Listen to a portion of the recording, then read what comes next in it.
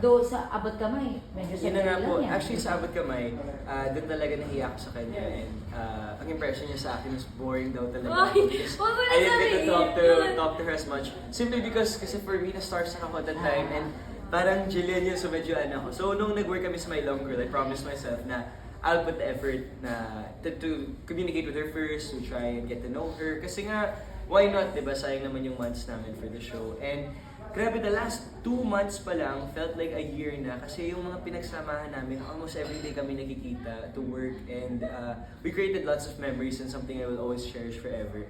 And siguro yung attentiveness namin with one another came with that na nakikita kami araw-araw and alam niya din pag hindi ako okay, sinasabi niya na sa okay ka lang. And we also know when we both need space kasi parehas kaming personality na gusto namin ng pag-isa or introverted at times. But I appreciate that Jill is very caring din. And siguro for me, as her leading man, I really want to take care for her. Yesterday nga, parang naramdaman ko lang or the other times na she's not feeling her best. I just want to check up on her para she's comfortable on set, she's okay, and masaya lang.